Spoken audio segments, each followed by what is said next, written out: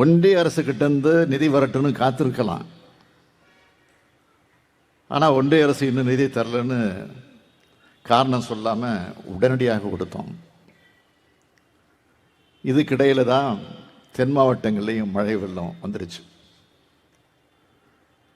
அந்த மக்களுக்கும் நேற்றைய தினம் இழப்பீடு அறிவிச்சிருக்கிறேன். அவங்களுக்கும் விரைவில் கொடுக்க போகிறோம். அந்த மக்களை போய் நான் பார்த்தப்போ அரசு இயந்திரம் உடனடியாக செயல்பட்டு எங்களை காப்பாத்துச்சுன்னு சொன்னாங்க. அது மகிழ்ச்சியா.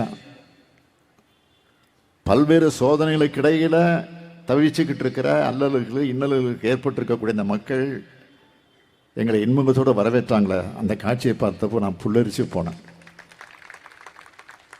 ஆனால் இன்னைக்கு அர்த்தமில்லாமல் குறைகள் சொல்கிறாங்க.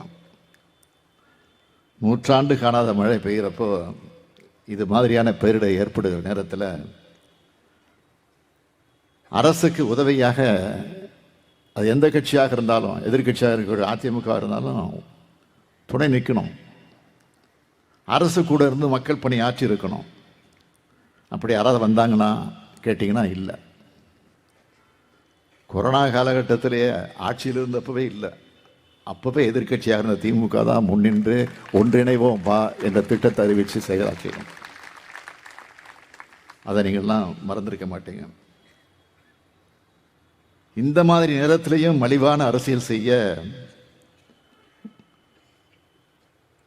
முன்னாடி வந்துடுறார் எதிர்கட்சி தலைவர் எடப்பாடி பழனிசாமி அவர்கள். சில நாட்களுக்கு முன்னாடி நடந்த ஒரு விழாவில் பேசின பழனிசாமி அவர்கள் சிறுபான்மை மக்களுடைய பாதுகாவலானாக அதிமுக தான் அப்படின்னு பேசியிருக்கிறார். சிறுபான்மை மக்கள் மேல் அவருக்கு திடீர்னு பாசம் பொங்குது.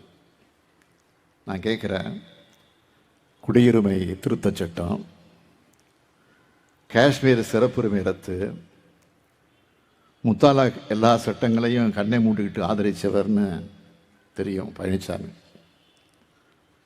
கூட்டணி தர்மத்திற்காக ஆதரிக்க வேண்டியதாக இருந்ததுன்னு சப்பை கட்டு கட்டினார். இப்போ பாஜகவோட கூட்டணி இல்லைன்னு ஒரு கபட நாடம் போட்டுக்கிட்டு இருக்கிறார். பாஜகவை எதிர்த்து ஒரு வார்த்தையாவது பேசியிருக்கிறாரா? இல்லையே. இவருடைய நாடகத்தை எல்லாம் பார்த்து மக்கள் யாரும் நிச்சயமாக சொல்கிறேன் ஏமாற மாட்டார்கள். இந்தியா கூட்டணி தான் அடுத்த ஆண்டில் நடைபெறவுள்ள நாடாளுமன்ற தேர்தலில் ஒன்றிய அளவிலே ஆட்சி அமைக்கும். இந்தியா கூட்டணி ஆட்சி அமைய நாம் ஒன்றிணைந்து உழைக்கணும். நீங்கள் ஆதரவு தரணும். மீண்டும் அனைவருக்கும் என்னுடைய கிறிஸ்துமஸ் வாழ்த்துக்களை தெரிவித்து என் உரையை நிறைவு செய்கிறேன். நன்றி.